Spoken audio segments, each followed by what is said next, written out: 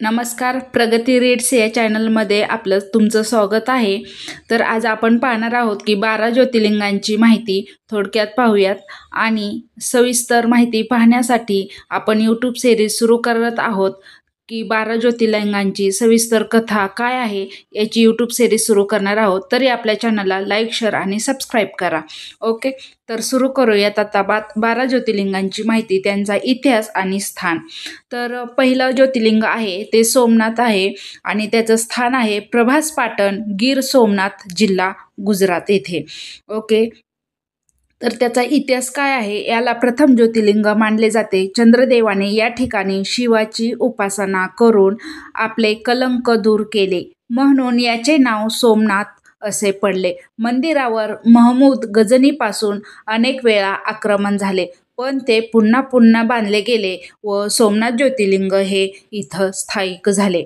त्याच्यानंतर दुसरं ज्योतिर्लिंग आहे मल्लिकार्जुन ज्योतिर्लिंग. त्याचे स्थान श्रीशैल्य पर्वत, आंध्र प्रदेश या राज्यात स्थित आहे. आणि शिव आणि पार्वती यांचे पुत्र कार्तिकेय रागावून या पर्वतावर गेले. त्यांना शांतवण्यासाठी महादेव आणि पार्वती स्वतः इथे आले. येथे मल्लिका म्हणजेच पार्वती आणि अर्जुन म्हणजे शिव या नावावरून मल्लिकार्जुन असे नाव पडले व मल्लिकार्जुन ज्योतिर्लिंग येथे स्थायिक झाले. त्याच्यानंतर तिसरं ज्योतिर्लिंग आहे महाकालेश्वर ज्योतिर्लिंग. त्याचे स्थान उज्जैन म्हणजेच मध्य प्रदेश राज्यात स्थित आहे. आणि त्याचा इतिहास म्हणजे उग्रासूर राजाचा वध करून शिवाने येथे प्रकट होऊन भक्ताचे रक्षण केले. येथे महादेव महाकाल या रूपात आहेत.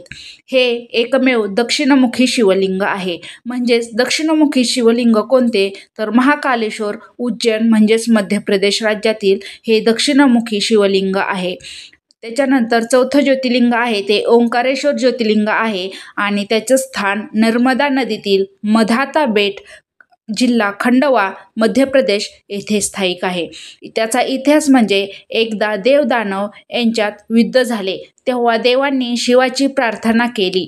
त्यावेळी शिवांनी ओम या अक्षराच्या आकारात प्रकट होऊन दैत्याचा नाश केला.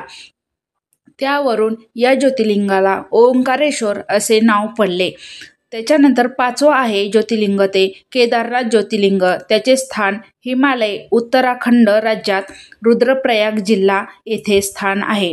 इतिहास म्हणजे पांडवांनी महाभारत युद्धानंतर पापमोचनासाठी शिवाची उपासना केली. शिवाने बैलाचे रूप घेऊन लपण्याचा प्रयत्न केला. पांडवांना ते कळल्यावर बैल भूमीत विलीन झाला. त्यातून पाठीचा भाग प्रकट झाला, तो म्हणजे केदारनाथ. आणि त्यावरूनच तिथं केदारनाथ हे ज्योतिर्लिंग स्थायिक झाले. भीमाशंकर हे 6वं ज्योतिर्लिंग आहे आणि ते आपल्या महाराष्ट्रातील आहे. आपल्या महाराष्ट्रात एकूण 3 ज्योतिर्लिंग आहेत. त्यातील हे पहिलं ज्योतिर्लिंग म्हणजे भीमाशंकर ज्योतिर्लिंग महाराष्ट्रातील आहे. ते पुणे जिल्ह्यात आहे आणि राज्य महाराष्ट्र, सह्याद्री पर्वतरांगेत हे याचे स्थान आहे. इतिहास म्हणजे त्याचा भीमा नावाचा राक्षस इथे राहत होता. देवाच्या विनंतीवरून शिवाने त्याचा वध केला आणि इथे प्रकट झाले. भीमा नदीचा उगम देखील याच ठिकाणावरून झालेला आहे. त्याच्यानंतर सातवं ज्योतिर्लिंग आहे ते म्हणजे काशी विश्वनाथ.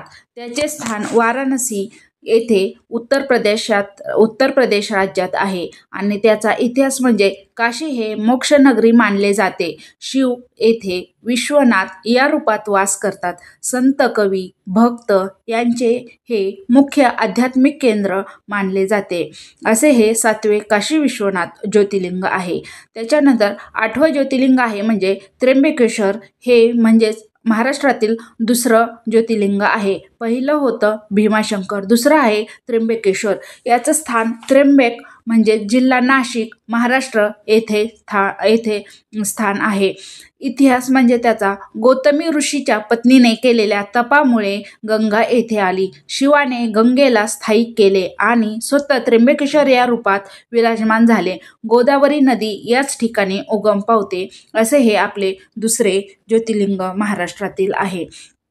त्याच्यानंतर 9व ज्योतिर्लिंग म्हणजे वैद्यनाथ म्हणजेच बैद्यनाथ असेही म्हणतात. त्याचे स्थान देवघर झारखंड येथे या राज्यात आहे. त्याचा इतिहास रावणाने शिवाला प्रसन्न करण्यासाठी येथे कठोर तप केले. त्याच्या भक्तीने प्रसन्न होऊन शिवाने येथे वास केला. रावणाला शिवाने येथे वैद्य म्हणून प्रकट होऊन जीवदान दिले अशी कहाणी सांगते. नागेश्वर हे 10व ज्योतिर्लिंग आहे. त्याचं स्थान द्वारका गुजरात या राज्यात आहे. त्याचा इतिहास म्हणजे दारुक नावाच्या राक्षसाचा वध करून शिव येथे प्रकट झाले. हे नागेश्वर महादेव म्हणून ओळखले जाते. इथे भव्य असे शिवलिंग आहे. असे हे 10वे नागेश्वर हे ज्योतिर्लिंग आहे. त्याच्यानंतर 11वं ज्योतिर्लिंग म्हणजे रामेश्वरम हे दक्षिणेकडील ज्योतिर्लिंग आहे. त्याचे स्थान रामेश्वरम बेट तामिळनाडू या राज्यात आहे. त्याचा इतिहास रामाने लंकेला जाण्यापूर्वी शिवाची पूजा केली आणि रामसेतू बांधला. त्यावेळी रामेश्वरम येथे शिवलिंगाची स्थापना केली गेली. त्याच्यानंतर 12वं ज्योतिर्लिंग आहे ते घुसणेश्वर ज्योतिर्लिंग आहे.